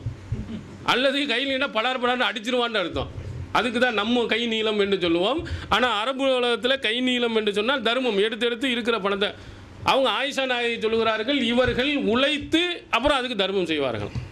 ஜைனப் ரலியல்லாஹு அன்ஹா இருக்கிறாங்களே, அவங்களுக்கு ஒரு இன்ட்ரெஸ்டான, அவங்கள்ட்ட ரொம்ப விருப்பமான இது என்னன்னு சொன்னால் தர்மம் செஞ்சுக்கிட்டே இருக்கணும், என்றைக்காவது கொடுத்துக்கிட்டே இருக்கணும். அவள் கொடுத்துட்டே பணம் இல்லைன்னா போய் வேலை செய்ய போகிறது. ரசூல் ஸல்லல்லாஹு அலைஹி வஸல்லம் இறந்ததற்கு பிறகும் அவர்கள் என்ன செய்வார், வேலை செய்து அதிலிருந்து வர்ற பணத்தை நல்லா சாப்பிட்டு நல்லா ஜோராக இருக்கலை, ஏழைகளுக்கே அவர்கள் கொடுத்துக்கிட்டு இருப்பாங்க. நபி ஸல்லல்லாஹு அலைஹி வஸல்லமுடைய மனைவியில் அவங்கள அல்லாஹ்வின் தூதர் அவர்கள் நேசித்திருக்கிறாங்க. அப்போ இந்த மாதிரி நம்முடைய மனைவிமார்கள் ஏதாவது ஒரு வேலை, வீட்டில் எத்தனையோ வேலைகள் இருக்கிறது, என்ன எம்ப்ராய்டிங் போடலாம், வேறு கம்ப்யூட்டரில் இப்போ எத்தனையோ வேலைகளை நம்ம செய்யலாம், அதுலேயும் எவ்வளோ பணங்கள் அவர்களுக்கு, டெய்லரிங் இருக்கிறது, இதையெல்லாம் சம்பாதிக்கிறாங்க, பணங்கள் வரத்தான் செய்யுது. அந்த பணத்தை எதுக்கு, பணம் வசதி உள்ளவர்களாக இருந்தாலும் ஏன் நம்ம சும்மா இருக்கணும், ஏதாவது ஒரு வேலையை செய்வோம் என்று வேலையை செய்து அந்த பணத்தை பூரா சேர்க்குறாங்க. அந்த சேர்க்கிறவர்கள் பூரா என்ன சேர்த்து வைத்துக்கிறாங்க, என் பிள்ளைக்கு, என்னுடைய மகளுக்கு, இதை சேர்த்து வைக்க தான் சொல்லுது. உங்களுக்கு என்ன சேர்த்து வச்சிங்க, நம்முடைய பிள்ளைகளுக்கு மார்க்கும் சேர்த்து வைக்க தான் சொல்லுது. உங்களுக்கும் சேர்த்து வைக்கணுமா இல்லையா? உங்களுக்காக வேண்டி என்னத்தை நீங்கள் சேர்த்து வைத்திருக்கிறீர்கள், இன்றோ நாளையோ அல்லது ஒரு குறிப்பிட்ட வருடங்களுக்கு பிறகு நம்ம போக போகிறோம். அப்போ அல்லாஹ்விடத்தில் போகும்பொழுது நம்முடைய நிலைக்காக வேண்டி அல்லாஹ் கேட்பானே, ஏதாவது நம்ம செஞ்சோமா, நம்ம எதையாவது கொடுக்குற நிலைக்கு பொருளாதாரத்தை நம்ம வைத்திருக்கிறோமா? யாரும் நம்ம ஆளுக்கு எல்லாம் பாருங்கள், பேங்கில் போட்டு டெபாசிட் பண்ணி வச்சுருக்கிறாங்க, பணத்தை நிறைய சேமிச்சுட்டு போகிறாங்க. ஏன் பிள்ளைகளுக்கு மட்டும், பிள்ளைகளுக்கு சேர்ப்பதோடு உங்களுக்கும் சேர்த்து வைக்கணுமே, உங்களுடைய பொருளாதாரங்களையும் நீங்கள் செலவழிக்க வேண்டுமே. ஒருத்தரும் என்ன செய்யலை, செலவழிப்பதில்லை. எல்லாம் நம்ம குடும்பம், நம்முடைய வீடு, வசதி வாய்ப்புகள், இதற்கு தான் வாரி வாரி கொடுக்குறோம். அது ஒரு குறிப்பிட்ட அளவு வைத்திருக்கொள்ள வேண்டும். அதிகமாக என்ன செய்ய வேண்டும், அந்த பசி பட்டினை அடுத்தவண்ட கையேந்தாத நிலை அளவுக்கு நமக்கு இருந்தால் போதும். அதற்கு மேல் உள்ளவைகளை நம்மால் முடிந்த அளவுக்கு ஏழை எளியவர்கள், கஷ்டப்படுபவர்களுக்கு, அதே மாதிரி தெரிந்தவர்களுக்கு எல்லாத்துக்கும் நம்ம கொடுக்கணும். ஆனால் நம்ம என்ன செய்கிறதில்ல, அந்த மாதிரி செய்கிறதில்ல. ரசூல் ஸல்லல்லாஹு அலைஹி வஸல்லம் அவர்களுடைய காலங்களில் வாழ்ந்த அந்த நபி தோழர்கள் பாருங்கள் எப்படியெல்லாம் கொடுத்துருக்குறாங்கன்னு. உதாரணத்துக்கு இவர்களை சொல்லலாம், உமர் பின் கத்தாப் ரலியல்லாஹு அன்ஹு அவர்களை சொல்லலாம், அதே மாதிரி அபூ தல்ஹா ரலியல்லாஹு அன்ஹு அவர்களை சொல்லலாம். இவர்களெல்லாம் தனக்காக வேண்டி அடுத்த மறுமை வெற்றிக்காக வேண்டி அள்ளி அள்ளி கொடுத்தவங்க. உதாரணத்துக்கு குர்ஆனுடைய வசனம், சூரத்து ஆல இம்ரானுடைய 91வது வசனம். அதில் அல்லாஹ் என்ன, லன் தனாலுல் பிர்ர ஹத்தா துன்ஃபிகு மிம்மா துஹிப்பூன், நீங்கள் விரும்பியதை செலவழிக்காத வரை நன்மையை நீங்கள் அடைய முடியாது. வமா துன்ஃபிகு மின் ஷைஇன் ஃபஇன்னல்லாஹ பிஹி அலீம், நீங்கள் எதை செலவழித்தாலும் அல்லாஹ் தஆலா அறிபவன். உயர்ந்த அந்தஸ்துக்கு நீங்கள் போகணும்னு சொன்னால் நீங்கள் ரொம்ப விரும்பக்கூடியதை நீங்கள் தான் என்ன செய்யணும், செலவழிக்க வேண்டும். இது குர்ஆனுடைய வசனம். குறைந்ததை செலவழித்தாலும் நன்மை உண்டு. பெரிய லெவலில் உங்களுக்கு கிடைக்கணும், உயர்ந்த இதில் கிடைக்க வேண்டும் என்று சொன்னால் நீங்கள் என்ன செய்ய வேண்டாம், உங்களுக்கு விருப்பமானதை நீங்கள் என்ன செய்யணும், செலவழிக்கணும். ஆனால் பரவலாக நம்முடைய செலவினங்கள் ஏழைகளுக்கு என்ன நம்ம கொடுக்குறோம், வீட்டில் கஞ்சி கெட்டு போச்சுன்னா பக்கத்து வீட்டுக்கு கொடுக்குறது, ஏன்னா சால்னா மீனமாக போச்சுன்னு சொன்னால் அதை போய் கொடுக்குறது. இப்படி நம்ம கொடுத்துருக்கிறோமே தவிர பக்கத்து வீட்டிலையும் இருக்கிறாங்க அவங்களுக்கு சேர்த்து சமைப்போம் அப்படின்னு இல்லை. ஒரு சால்னா கொஞ்சம் கூடுதலாக வைப்போம் அவங்களுக்கு கொடுப்போம் அப்படின்னு இல்லை. துணிமணிகள்லாம் பார்த்தோம்னா நம்ம போடுற துணி எந்த அளவுக்கு இருக்கிறது, ஏழைகளுக்கு கொடுக்கக்கூடிய துணி எந்த அளவுக்கு இருக்குது. நம்ம துணியெல்லாம் போட்டு எல்லாம் கிழிஞ்சு போனதுக்கு பிறகு காலரில் பூரா என்ன கிழிஞ்சு எங்கே அங்கங்கே கிழிஞ்சு போயிருக்குமா, கொடுக்குறோம் யாருக்காக. ஒரு சிலருக்கு அது கூட கொடுக்குறது கிடையாது. என்ன செய்யறான், பாத்திர கடைக்கு போட்டு விட்டுறாங்க, மொத்தமாக கொண்டு வந்து என்ன செய்ய, அவன் பாத்திர கடைக்காரன் என்ன செஞ்சிடறான், நம்மளை ஏமாத்துறதுக்கு மேலே உள்ள எல்லாம் சரி பண்ணிவிட்டு என்ன செஞ்சிடறான், வெளியில் இப்போ 30 ரூபா 40 ரூபான்னு விற்றுட்டு போயிடறான். நான்லாம் அப்படி ஏமாந்துறேன். 30 ரூபான்னு சொல்லிட்டு சட்டை என்ன மாநாடுக்கு போய் வாங்கலாம், எங்கே வல்ல மாநாட்டுக்கு வரும்போது சரி நல்லா புது சட்டையாக போடுவோமே அப்படிங்கிறதுக்காக 30 ரூபா தானே அது என்ன ஒரு தடவை போட்டு அப்படி ஒழுங்காக போனாலும் போயிட்டு போதே அப்படின்னு சொல்லிட்டு வாங்கின மதுரையில் நல்ல பெரிய மேலே இந்த போக்கஸ் லைட்டை வச்சு நல்லா அடி அதுக்கு நேராக வச்சு உட்காந்துருக்கான். பார்த்தா பலன்னு இருந்திருக்கு. சரி 30 ரூபா தானே என்னையா அப்படின்னு சொல்லிட்டு வாங்கி போட்டோம்னா பின்னாடி பூரா சாயம் போயிருக்குது. உள்ளுக்குள்ளே மடைச்சிருக்கு வெளிப்பகுதி நல்லா இருக்குது. ஆடாரா ஒரு நாசமாக போகணும் இப்படி ஏமாற்றி விட்டாங்களே எங்கேயோ ஒன்று எவனோ போட்ட சட்டை எவ்வளோ இருக்குது. அதுக்கு பிறகு தான் கேட்டால் விளங்க ஆமாம் இந்த மாதிரி பழைய துணிமணிகள்லாம் வாங்கிட்டு போய் என்ன செய்கிறாங்கன்னா இந்த மாதிரி கொஞ்சம் மேக்கப் பண்ணி துணியெல்லாம் பண்ணி பட்டனை தச்சு புது ட்ரெஸ் மாதிரி எடுத்துகிட்டு போயிடறாங்க. இப்படி நம்மளை மாதிரி ஏமாத்துறதுக்குன்ட்டு அந்த படம் போயிடுது. அங்கே போயிடுது எங்கள் பாத்திர கடைக்கு போகிறேன்னு சொன்னாங்கன்னா அந்த இது பூரா இந்த மாதிரி ரீமேக் பண்ணி தான் என்ன செய்கிறது குறைந்த விலை என்றதில் நம்மளை மாதிரி ஏழ்மையான ஆளுங்களை ஏமாத்துகிறோம். சில ஆளுக்கு இந்த மாதிரி கிழிந்து போன துணிகள் இதை மாதிரி தான் கொடுக்குறோம். என்னைக்காவது நமக்கு தெரிந்த ஒருவருக்கு நல்ல தரமான துணியை நம்ம கொடுக்கணும்னு ஆசைப்பட்டிருக்கோமா? நல்ல சட்டையை நம்ம கொடுத்துருக்குறோமா? நம்ம போடுற மாதிரி கொடுக்க வேண்டும்னு ஆசைப்பட்டிருக்கோமா? அவனை விட நம்ம உயர்ந்து இருக்கணும்னு நினைக்கிறோமே தவிர நம்ம மாதிரி அந்த சகோதரன் போடட்டுமேன்ற அந்த ஆசை நமக்கு இல்லை. அப்போ நம்ம உயர்ந்த அந்தஸ்துக்கு போக முடியாது. நீங்கள் இப்போமோ நீங்கள் இந்த ஃபித்ரா இதெல்லாம் ஒரு காலத்தில் என்ன செய்வாங்க, ஃபித்ராக்கு பூரா எல்லாம் ரேஷன் கடை 1 ரூபா அரிசி வாங்கி என்ன செஞ்சுரு அங்கங்கே கொடுக்குறது. ஆனால் அவங்க வீட்டில் பாஸ்மதி அரிசி வாங்கி தின்னுக்கிட்டு இருக்கிறது. ஏன்னா 50 ரூபாய்க்கு அவங்க சாப்பிட்றது கொடுக்கறது 1 ரூபாய்க்கு கொடுக்குறது. இப்படி அல்லாஹ் சொல்லுகிறான்னா தர்மம் செய்கிறது என்று சொன்னால் இந்த மாதிரி 27வது இரவு வந்துச்சுன்னு சொன்னால் 1 ரூபா காயின்ஸாக சில்லறை மாற்றிக்கிட்டு பெரும் கூட்டத்தை வரிசையாக நிற்க வச்சு பிச்சை போடுறது. சில இடங்களில் எந்த அளவுக்குன்னா மை வச்சு விட்றாங்களாம்.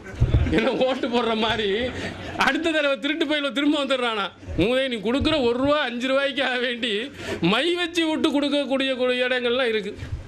அப்போ இதெல்லாம் தர்மம் நமக்கு விரும்பினது மாதிரி அப்படி கொடுக்குறான். நம்ம ஒருத்தன்ட்ட போய் அவனே பெரிய கோடீஸ்வரனாக ஒரு கடனை வாங்கினா இந்த மாதிரி மை வச்சு கொடுத்தாலோ அல்ல எல்லாருக்கும் முன்னாடி ஏற்றுக்குருவானா? அப்போ நமக்கு விரும்பியதை அந்த மாதிரி உணர்வு கொண்டு வரணும். இவங்களுடைய காலத்தில் ரசூல் ஸல்லல்லாஹு அலைஹி வஸல்லம் உடைய காலத்தில் இருந்த அன்சாரிகள் அவங்க தான் முஹாஜிரின்களுக்கு அள்ளி அள்ளி கொடுத்தவங்க. ஒரு கட்டத்தில் அல்லாஹ் என்ன செய்யறான், மதீனாவில் கொஞ்சம் செல்வத்தை கூட்டி கொடுக்குறான். பஹ்ரைன் பகுதிகளில் இருந்து நிறைய படங்கள் வர ஆரம்பிக்குது, விளைநிலங்கள்லாம் வருது. அப்போ என்ன செய்கிறாரு ரசூல் ஸல்லல்லாஹு அலைஹி வஸல்லம் ரொம்ப மார்க்கத்துக்காக வேண்டி கொடுத்தவர்கள், இந்த முஹாஜிரின்காக நிறைய இழந்தவர்கள், அவங்களுக்கு கொஞ்சம் கொடுப்போம் அப்படின்னு சொல்லிட்டு என்ன செஞ்சுருக்கிறாங்க, வாங்க எழுதி தரோம் அப்படின்னு சொன்ன உடனே அங்கே அன்சாரிகள் என்ன சொன்னார்கள் தெரியுமா, எங்களுடைய சகோதரர் முஹாஜிரீன்கள் இஹ்வானினால் முஹாஜிரீன், எங்களுடைய சகோதரர்களால் முஹாஜிரீன்களுக்கு இதே மாதிரி கொடுத்தால் தான் நாங்கள் எழுதி வாங்கிக்கிறோம்னு சொன்னாங்க. அந்த உயர்ந்த பண்பை பாருங்கள்.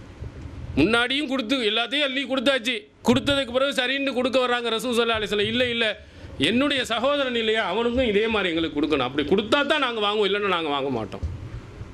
அப்படி நீங்கள் சிந்தித்து பார்க்கணும். இந்த மாதிரி உயர்ந்த பண்புள்ளவர்களாக இஸ்லாத்தில் உள்ள நுழைந்தோமானால் இந்த மாதிரி ஈகை கணத்திலையும் கொடுப்பதில் கூட உயர்ந்த நிலையில் இருக்கணும். இந்த வசனம் அப்படி சொல்லுகிற, நீ கொடுத்த ரொம்ப உயர்ந்த இடைக்கு போகணும்னா நீ இருக்கிறதுலையே சிறந்ததை கொடு உன் நண்பனுக்கு, நீ வச்சிருக்க விட நல்ல உயர்ந்ததை நீ கொடு அப்படின்னு இந்த வசனம் சொன்ன உடனே அபூ தல்ஹா அவருக்கு அழகான ஒரு தோட்டம், இந்த பைருஹா என்று சொல்லக்கூடிய தோட்டம். இந்த தோட்டத்தை பற்றி சொல்லப்படுகிறது, சஹீஹ் புகாரியில் இடம்பெறுகிறது. கானத்து முஸ்தக்பிலத்தல் மஸ்ஜிதி, பள்ளி மஸ்ஜிது நபவிக்கு நேர் முன்னால் அது இருந்துச்சான். இப்போ கான ரசூலுல்லாஹி ஸல்லல்லாஹு அலைஹி வஸல்லம் யதுகுலுஹா வ யஷ்ரபு மின் மாயின் ஃபீஹி தய்யிப், அந்த தோட்டத்தில் உள்ளே போய் அல்லாஹ்வின் தூதர் அவர்கள் நல்ல தண்ணீரை குடித்து வருவார்களாம். பள்ளியாசலுக்கு ஏற்ற மாதிரி நல்ல அற்புதமான ஒரு தோட்டம். அந்த தோட்டத்தை அவர்கள் என்ன செய்கிறார்கள், இவ்வளவு சிறந்த தோட்டமாக அல்லாஹ்வின் தூதர் போய் கொண்டு வந்திருக்கக்கூடிய தோட்டமாக, நல்ல தண்ணீர் கிடைக்கக்கூடிய ஒரு தோட்டமாக இருந்த இந்த தோட்டம். அப்போ உடனே இந்த வசனத்தை கேட்ட உடனே அபூ தல்ஹா அவர் பெரிய பணம், நிறைய பணம் வச்சுருந்துருக்காரு. அல்லாஹ் சொன்ன உடனே சரி 100 ரூபா இருந்தாங்க, ஆளுக்கு 2 ரூபா 10 ரூபான்னு கொடுத்துருக்கலாம், பெரிய பணக்காரர் தானே அப்படின்னு தர்மம் செய்யுங்க அப்படின்னா ரமலான் மாதத்தில் 5 10 15 இப்படி கொடுக்கல. வந்த உடனே அவர் அல்லாஹ்வின் தூதர் அவர்கள்ட்ட இன்ன அஹப்பு அம்வாலி இலைய பைருஹா, என்கிட்ட இருக்கக்கூடிய செல்வத்திலேயே அல்லாஹ்வின் தூதர் ரொம்ப நான் நேசிக்கிற தோட்டம் இது தான் இருக்கிறதுல, எனக்கு இதுதான் ரொம்ப விருப்பமானது, ரொம்ப அழகான தோட்டம்.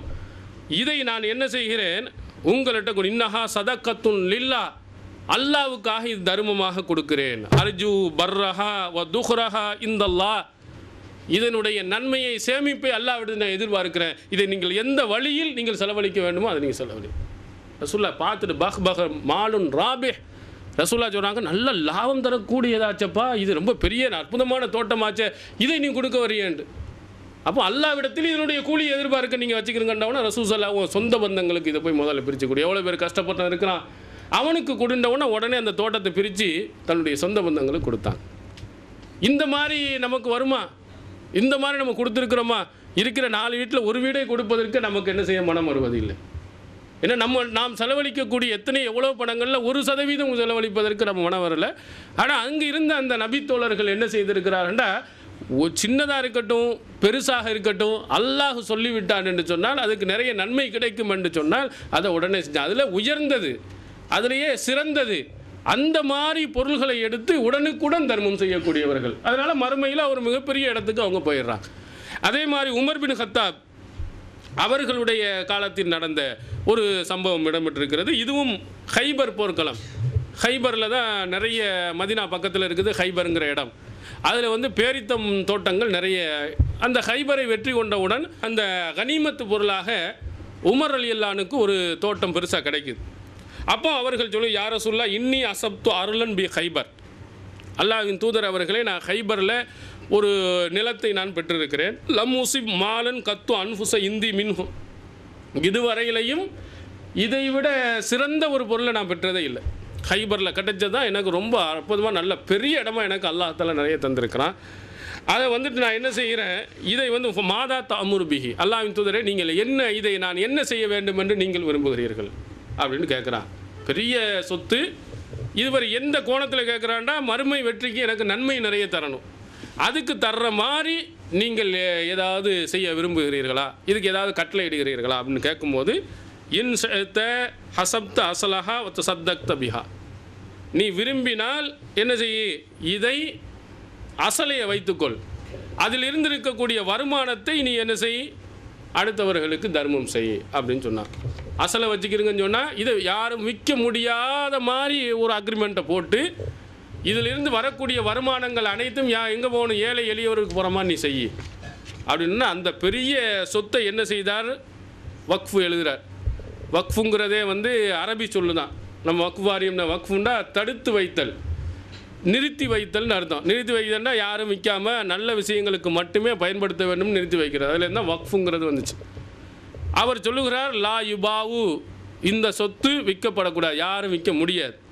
வலா யூ ஹபு, சொந்த பந்தம் சொல்ல அன்பளிப்பாக யாருக்கும் என்ன செய்ய கொடுத்துடக்கூடாது. வலா யூ ரசு, வாரிசுதாரர்கள் என்று யாரும் எடுக்க முடியாது. சத்தக்க பிஹா ஃபில் ஃபொக்கராயி, இதிலிருந்து வரக்கூடிய வருமானங்கள் ஏழைகளுக்கு போய் சேர வேண்டும்.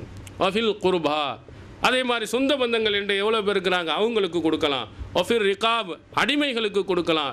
ஒஃபி சபீல் இல்லா, அல்லாவின் பாதையில் போர் செய்பவர்களுக்கு கொடுக்கலாம்.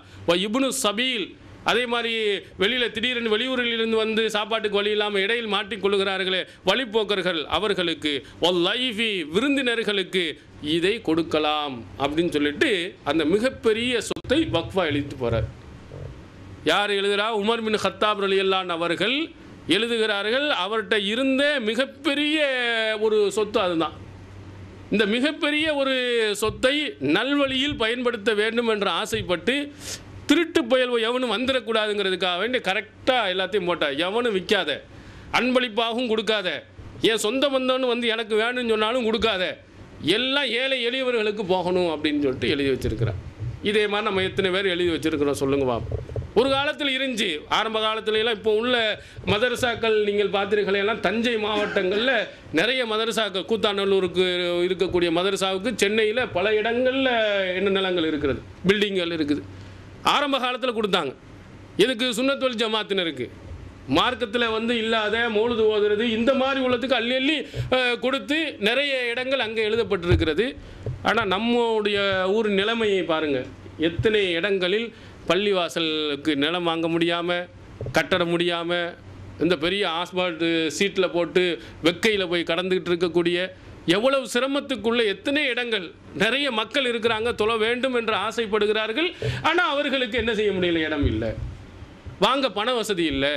ஒரு சகோதரர் கூட ஆச்சுன்னா ஒரு பகுதியில் ஒரு சின்ன இடத்துல வாடகை, இந்த இவ்வளவு தான், ஒரு சஃபு தான் நிற்கலாம். அப்படி ஒரு இதில் பொட்டல் புதுர்னு அங்கே ஒரு சஃபு தான் நிற்கலாம். அங்கே நோன்பு திறக்கிறாங்களா அப்படின்னா பேரித்தம்பளம் கூட வாங்க முடியாமல் தண்ணீரை வச்சு நோன்பு திறந்துருக்கிறான். ஒரு சகோதரர் அதை பார்த்துட்டு அவர் உடனே இதை கேள்விப்பட்டு உடனே பணத்தை கொடுத்துருக்கிறார். என்ன எந்த அளவுக்கு ஏழ்மை நிலை. தௌஹீது பள்ளி வாடகைக்கு இருக்கிறாங்க, ஒரு சஃப்பு தான் அந்த இடமே மொத்தம். அதில் வரக்கூடிய ஒரு 10-15 பேர்களுக்கு பேரித்தம்பளம் கூட வாங்கி கொடுக்க முடியாத அவ்வளவு கஷ்டமான நிலை. வெறும் தண்ணீரை வைத்து நோன்பு திறக்கக்கூடிய நிலை. இவ்வளவு கஷ்டப்படக்கூடிய இடங்கள் எவ்வளவு இடம் இருக்குது. நம்முடைய சொத்துக்களில் எல்லாரும் ஒரு வீடு தான் வச்சுருக்கோமா? 1 லட்சம் தான் நம்மகிட்ட இருக்கா? எத்தனை லட்சங்கள் பணங்கள் நம்ம வச்சுருக்கிறோம்? நமக்கு மறுமைக்காக வேண்டி நம்ம எவ்வளோ பணத்தை கொடுத்துருக்குறோம்? யாரெல்லாம் இதனுடைய நன்மை எல்லாம் எனக்கு மறுமையில் எனக்கு இறந்ததற்கு பிறகு எனக்கு வந்து கொண்டே இருக்கட்டும், நல்வழிக்காக இந்தாங்க இந்த பணத்தை நீங்கள் வச்சுக்கிறீங்க, இந்த வீட்டை நீங்கள் வைத்துக் கொள்ளுங்கள், இந்த வாகனத்தை பயன்படுத்திக்கொள்ளுங்க, இந்த இடத்தை நீங்கள் பயன்படுத்திக் கொள்ளுங்கள்னு எத்தனை பேர் நம்ம கொடுத்துருக்குறோம்? ரொம்ப அரிது. எப்படி ரசூலுல்லாஹி ஸல்லல்லாஹு அலைஹி வஸல்லம் அவர்கள் சொன்ன அப்படி அந்த வாசகம் அப்படி இங்கே வருகிறது. கல்மில் ஃபித்தாம்னு சொன்னாங்க. அந்த அன்சாரிகளை பற்றி சொல்லும்போது அள்ளி அள்ளி கொடுத்தவர்கள் எப்படி போயிடுவாங்கன்னா சோத்தில் உப்பு மாதிரி குறைஞ்சி போயிடுவாங்க. நம்ம கண்ணாடி போட்டு தேட வேண்டி இருக்குது. அப்படி யாருமே இல்லை. செல்வந்தர்கள் இருக்கிறாங்க, கோடி கோடியாக பேங்கில் பணம் போட்டவர்கள், லட்சக்கணக்கில் பணம் போட்டு வைத்திருப்பவர்கள் இருக்கிறாங்க. அவங்களுக்கு எல்லா நிலைமையும் தெரிகிறது. ஏமாத்திரமும் பல பேர் இருக்கிறான். வாங்கிட்டு திண்டுட்டு போனவன், பள்ளியாசல் கட்டாமல் போனவன், பாதி அவன் எடுத்துக்கிட்டு பாதியை கட்டினவர்களாக இருக்கான். உண்மையிலேயே நல்லவர்கள் எத்தனையோ இருக்கான். அப்படி இல்லைன்னா நீங்களே இடத்தை கட்டி கொடுக்கலாம். திருடுகிறார்கள், அபகரிச்சுறாங்கன்னா ஒரு பள்ளியை நீங்கள் கட்டி கொடுங்க, ஒரு மர்கஸை நீங்கள் கட்டி கொடுங்க, அந்த பொருளை நீங்கள் வாங்கி கொடுங்க. இப்படி ஏமாற்றுவார்கள் என்று நினைத்தால் இந்த மாதிரி இடங்களுக்கு நீங்கள் வாரி வாரி நீங்கள் கொடுப்பது உங்களுக்கு மறுமையில் நிறைய உங்களுக்காக சேமிப்பது. இப்போ உதாரணத்துக்கு இந்த மர்கஸ் இருக்குது. இந்த மர்கஸில் எவ்வளோ பேர் வர்றாங்க, இதனுடைய பிரதிபலிப்பு எங்கெல்லாம் தெரியுதுன்னு பாருங்கள். நம்ம தமிழகத்தில் எதிர்ப்புகள் குறைந்ததற்கு ரொம்ப முக்கியமான அடிப்படை இந்த அரபு நாடுகள் தான். இந்த அரபு நாடுகளில் இந்த மக்கள் எல்லாம் பார்த்து இதனுடைய உண்மை நிலை தெரிந்த பிறகு தான் ஆஹா அங்கே சொன்னதெல்லாம் சரிதான் அப்படின்னு அவங்களுக்கு விளங்கியது. இங்கே கேட்டவர்கள் எத்தனை நபர்கள் இங்கேருந்து கேட்டு போய் தங்களுடைய ஊர்களில் பயான் போட்டவர்கள், இந்த தௌஹீதுக்காக உழைத்தவர்கள் நிறைய இருக்காங்க. இங்கே பேசப்படக்கூடிய இந்த பயான்கள் எல்லாம் என்ன செய்கிறது, உங்களுக்கு உள்ளே ஆழமாக பதிந்து அது தமிழகத்திலெல்லாம் எதிரொலிக்கிறது. அதான் நமக்கு அடிப்படை. நம்ம இங்கே எப்போதும் இருக்க போகிறதில்லை, இன்றைக்கோ நாளைக்கோ போகிற நம்முடைய சொந்த நாட்டில் இந்த தௌஹீது வளர்ச்சிக்காக வேண்டி இது ஒரு அடிப்படையாக இருக்கிறது. ஆனால் இங்கே நிலைமை என்ன பார்த்தீங்கன்னா, எல்லாம் 4000-5000 திர்ஹம் மாதத்துக்கு ஷார்ட்டேஜ் ஆகுது, குறையுது, வருமானம் இல்லை, நிறைய செலவழிந்து கொண்டு இருக்குது. ஏன்? நம்ம தௌஹீதில் இருக்கக்கூடியவர்கள் இந்த மாதிரி வரக்கூடிய இடங்களில் நம்மளாம் கேட்கலாம், எவ்வளோ இதுங்க எதுக்காக தேவை இருக்கிறதா? தண்ணீர் செலவை நான் எடுத்துக்கிறேன், கரண்ட் செலவு நான் எடுத்துக்கிறேன், என்ன அதே மாதிரி வேறு ஏதாவது இங்கே செலவினங்கள் இருந்தால் அதை நான் கொடுக்குறேன், அல்லது இந்த பில்டிங்கில் இந்த பகுதிக்கு எவ்வளவு செலவோ, இந்த பயான் நடக்கக்கூடியதுக்கு எவ்வளோன்னு ஒரு ரேட்டை போடுங்க, வருஷத்தினுடைய பணத்தை நான் கொடுக்குறேன், நான் பெரிய லெவலில் இருந்தால் நீங்கள் வருஷம் பூரா எல்லாத்தையும் நீங்கள் செஞ்சுக்கிறீங்க, அந்த பணத்தை பூரா நான் கொடுக்குறேன்டா. இதில் எத்தனை பேர் கேட்டு திருந்துவார்களோ அத்தனை பேருடைய நன்மை உங்களுக்கு கணக்கில் ஏறிக்கிட்டே இருக்குமா இல்லையா? வறுமையினுடைய வெற்றிக்கு வருமா இல்லையா? ஆனால் அப்படி கூட இல்லை. இங்கே அளவுக்கு என்ன, தங்குறது கூட 5 பெட்டு காலி. அப்போ 5 பெட்டு காலின்னா மாதத்துக்கு எவ்வளோ ஷார்ட்டேஜ் விழுவுன்னு நீங்கள் பார்த்துக்கிறங்க. என்ன வெளியில் நீங்கள் எத்தனை பேர்கள் தங்குறீங்க, அதில் என்ன செய்யலாம்? ஒரு 4 பேர் 5 பேர் இங்கே தங்கி அந்த வாடகை அங்கே கொடுக்குற வாடகையை கொடுத்தால் கூட என்ன செய்ய ஓரளவு சமாளிக்க முடியும். எவ்வளவு செலவினங்கள் இதே மாதிரி இங்கென்று இல்லை, எல்லா பகுதிகளிலையும் செலவழிக்கப்பட்டு கொண்டு இருக்கிறது. ஆனால் நாம் கேட்பதும் அமைதியாக இருந்துடுறோம். இது நாமோ எனக்கோ அல்லது மற்றவர்களுக்கோ நீங்கள் செய்யக்கூடிய நன்மை என்றல்ல, உங்களுக்கு நீங்கள் செய்யக்கூடிய அன்ஃபிகு ஹைரன் லி அன்ஃபுசிக்கும், செலவழிங்க, அது உங்களுக்கு நன்மையாக அமையும் என்று அல்லாஹ்வின் தூதர் அவர்கள் நமக்கு சொல்லியிருக்கிறாங்க. இதே மாதிரி நம்முடைய மறுமையினுடைய வெற்றிக்காக நீங்கள் செலவழிக்கிறேன்டா உடனுக்குடன் இந்த மாதிரி இதை உடனே நீங்கள் செஞ்சிடணும். இதே மாதிரி உங்களுடைய பெற்றோர்களுக்காக வேண்டி என்ன நம்ம செலவு செய்யணும், பெற்றோர்களுக்காக செய்ய வேண்டிய கடமைகள். நம்மளை 10 மாதம் சுமந்திருக்கிறாங்க, எவ்வளவோ வளர்த்துருக்கிறாங்க, எவ்வளோ படிக்க வச்சுருக்கிறாங்க. அந்த பெற்றோர்களுக்காக செய்ய வேண்டியது மார்க்கத்தில் சொல்லப்பட்டு எத்தனையோ விஷயம் இருக்குது. ஆனால் மௌலுது ஃபாத்தியா இப்படி செலவழித்து கொண்டு இருக்கிறோம். ரசூல் ஸல்லல்லாஹு அலைஹி வஸல்லம் காலத்தில் இருந்த ஒரு செய்தியை பாருங்கள். சஹீஹுல் புகாரியில் 3756 அதில் ஒருவர் சொல்லுகிறார், என்னுடைய தாய் நான் வெளியூரில் இருக்கும் போது இறந்து போயிட்டாங்க. யா ரசூலுல்லாஹ் இன்ன உம்மி துஃபியத் வானா காயிபுன் அன்ஹா என் ஃபௌஹா ஷையுன் இன் தஸத்தக்து பிஹி அன்ஹா. நான் இல்லாத நேரத்தில் இறந்துட்டாங்க, அதனால் அவர்களுக்காக நான் தர்மம் செய்தால் அதனுடைய நன்மை என்னுடைய தாய்க்கு போய் சேருமா? அப்போ ரசூல் ஸல்லல்லாஹு அலைஹி வஸல்லம் அவர்கள் சொல்கிறார்கள், ஆம் நீ செஞ்சேன்னா கண்டிப்பாக சேரும். உடனே இன்னி உஷிஹிதுக்க, அல்லாஹ்வின் தூதர் அவர் உங்களையே இதற்கு நான் சாட்சியாக்குகிறேன், அன்ன ஹாயித் அல் மெஹ்ராஃப், மிஹ்ராப் என்ற இந்த தோட்டத்தை சதகத்தன் அலைஹா, என்னுடைய தாய்க்காக வேண்டி தர்மா நான் கொடுத்து விடுகிறேன்னு சொன்னார். ரசூல் ஸல்லல்லாஹு அலைஹி வஸல்லம் தன்னுடைய தாய்க்கு நன்மையை போய் சேர்ப்பதற்கு அழகான ஒரு வழி என்ன? இந்த தர்மம். அதில் மிகப்பெரிய ஒரு தோற்றத்தை உடனே கொடுத்துட்றார். நம்ம தாய் மேலே ஆசை வைத்திருந்தால், அன்பு வைத்திருந்தால் என்ன செய்யலாம்? இந்த மாதிரி பயான் நடக்கக்கூடிய இதனுடைய எல்லா வாடகையும் நான் கொடுக்குறேன், யாரெல்லாம் இதனுடைய நன்மை எல்லாம் என்னுடைய தாய்க்கு சேர்த்து வை நீங்கள் சொல்லலாம். எத்தனையோ பில்டிங்கை நீங்கள் என்ன செய்யலாம்? இதற்காக தர்மத்திற்காக எழுதி இதில் வரக்கூடிய எல்லா நன்மைகளையும் யாரெல்லாம் என்னுடைய தாய்க்கு கொண்டு போய் சேருன்னு சொல்லலாம். நம்ம என்ன செஞ்சுருக்கிறோம்? நமக்கு ரொம்ப நல்லதாக போச்சுன்னு நினைக்கலாம். ஃபாத்தியா ஓதுறது மிச்சம், மௌலூது ஓதுறது மிச்சம், எல்லா செலவும் என்ன தர்காவுக்கு போகிறது மிச்சம், எல்லாத்தையும் என்ன செஞ்சிடறோம்? மிச்சப்படுத்தி இருக்கிறோம். ஆனால் சில விஷயங்களில் தௌஹீதில் உறுதி பிடிப்பு இல்லாதவர்கள் ஆடம்பர திருமணத்தை அள்ளி கொட்டுகிறோம். செலவு சாப்பாட்டுக்கு எவ்வளோ லட்சங்களை செலவழிக்கிறோம், அதே மாதிரி பந்தலுக்கு எவ்வளவு செலவழிக்கிறோம், அதில் இருக்கக்கூடிய மற்ற துணி வகைகள் அது இதுன்னு சொல்லிட்டு மார்க்கம் சொல்லிராத இதில் எவ்வளோ விதமான செலவினங்களை நம்ம அள்ளி செலவழிக்கிறோம். நல்ல காரியங்கள் என்று சொன்னால் நம்ம ஒதுங்கி போய்விடுகிறோம். அப்போ அந்த பணங்களை எல்லாம் நீங்கள் மிச்சப்படுத்தி, நான் சொல்லுகிறேன், நீங்கள் இஸ்லாமிய திருமணத்துக்கு ரசூல் ஸல்லல்லாஹு அலைஹி வஸல்லம் சொன்னாங்களே, இன்ன ஆலமன் நிக்காஹி பரக்கத்தன் ஐஸருஹுமூனா, திருமணத்திலே அருள் நிறைந்த திருமணம், செலவினங்கள் குறைந்த திருமணம்டாங்க. அப்போ எவ்வளவு நீங்கள் குறைக்க முடியும் அவ்வளவையும் குறைச்சி, என்னுடைய மகளுக்கு சாதாரணமாக நீ திருமணம் முடித்தா 5 லட்ச ரூபா நீங்கள் செலவழிக்கணும், பணம் வச்சுருக்கே, ஒரு 5000 10,000 முடிச்சுட்டு இந்த 4 லட்சத்தை ஒரு ஏழை எளியவர்களுக்கு இதே மாதிரி நல்ல காரியங்கள் செய்யக்கூடிய நிறுவனங்கள் இங்கே கொடுக்கக்கூடாதா? கொடுத்தா உங்களுடைய பிள்ளைகளுடைய வாழ்வு வளமாக இருக்காதா? மறுமையில் அவர்களுக்கு வெற்றி அடைய மாட்டார்களா? நீங்கள் திருமணம் செய்யக்கூடிய ஒவ்வொரு பெற்றோர்களும் சேர்த்து வச்சிருக்க அந்த பணத்தை அநியாயமாக வீண் விரயம் பண்ணாதீங்க, தேவையில்லாத செலவழிக்காதீர்கள். அந்த பணத்திலேருந்து ஒரு கணிசமான பணத்தை அந்த நன்மை உங்கள் பெற்றோர்களுக்காக, உங்களுக்காக, இந்த மாதிரி நல்ல காரியங்களுக்கு நீங்கள் செலவழிங்க. வீண் விரயம் செய்து அல்லாட்ட மாட்டிக்கிறாமல் இந்த மாதிரி செய்யுங்க. உங்கள் பெற்றோர்கள் உண்மையிலேயே உங்கள் பெற்றோர்கள் மீது நீங்கள் பாசம் அன்பு வைப்பவர்களாக இருந்தால் உண்மையிலேயே போய் அல்லாட்ட போய் சேரக்கூடிய அந்த மிக முக்கியமான அந்த தர்மமாக இருக்கக்கூடிய ஒன்றை நீங்கள் பெரிய அளவில் நீங்கள் செலவழிங்க. இந்த மாதிரி நீங்கள் செலவழித்தீர்களேனா உங்களுக்கும் நன்மை கிடைக்கும், உங்களுடைய பெற்றோர்களுக்கும் நன்மை கிடைக்கும். கஞ்சர்களாக வெறும் பணத்தை சேர்த்து வைத்து அப்போ உங்களுக்கு போய் என்ன, உங்களுக்கு எவ்வளோ இடத்த தரப்போகிறான்? 500 கோடியை நீங்கள் சேர்த்துனீங்கன்னா ஒரு 5 ஏக்கர் நிலத்துலையா உங்களை புதைக்க போகிறான்? உங்களுக்கு எத்தனை இருக்கும்? 2க்கு 4 தான், அவ்வளவுதான். என்ன, அல்லது 6 அடின்னு சொன்னால் ஒரு 6க்கு 2 அகலத்தில் வைப்பாருன்னு தவிர அவ்வளோதான் உங்களுடைய இடம். எல்லா பணத்தையும் உள்ளே புதைச்சிட்டு போகிறீங்களா? கொஞ்சம் சிந்தித்து பாருங்கள். நம்ம இறந்து விட்டோமே ஆனால் இந்த சொத்து பத்துக்கள் சுகங்கள் எல்லாம் எங்கே போகுது? நம்ம பின்னாடியாக கொண்டு வந்து வரப்போகிறது. உள்ளே வைத்ததற்கு பிறகு மலக்கு கேள்வி கேட்பாங்களே, மறுமை எழுப்பப்பட்டவுடன் அல்லாஹ் கேள்வி கேட்பானே, உன் செல்வத்தை இவ்வளவு செல்வத்தை கொடுத்தனே, என்ன நீ செலவழித்தன்னு கேட்பானே, இவ்வளவு பணத்தை நம்ம வச்சு ஒன்றும் செய்யாமல் நம்ம போயிட்டோமே அப்படின்னு அந்த நேரத்தில் நம்ம சிந்திக்குவோம். அப்போ நம்ம இப்பொழுதே எவ்வளவு செலவழித்தாலும், அது ஏழையாக இருக்கட்டும் பணக்காரனாக இருக்கட்டும், கொஞ்சமாவது தர்மம் செய்யக்கூடிய ஒரு நிலையை நீங்கள் ஏற்படுத்துங்க. நபி தோழர்கள் சஹாபாக்கள் எப்படி இந்த மாதிரி தர்ம விஷயங்களில் அதிகமாக அக்கறை காட்டினாங்களோ. ஏன்னா தினமும் அல்லாஹு தஆலா என்ன செய்கிறான்? ஒவ்வொருத்தருக்கும் மலக்குமார்களை அனுப்பி அல்லாஹ்வுடைய அருளை கொடுக்குறான். 1க்கு பல மடங்கு. அதுவும் கூட அக்ரதுல்லாஹ கரலன் ஹசனா, நீங்கள் அல்லாஹ்வுக்கு கொடுக்கக்கூடிய கடன் சொல்கிறான். ஏழைகளுக்கு நீங்கள் செய்யக்கூடிய இந்த செலவினங்கள் அல்லாஹ்வுக்கு கொடுக்கக்கூடிய கடன். அதான் மாற்று மதங்களுக்கு இதுக்கு நமக்கு உள்ள பெரிய வித்தியாசம் என்ன?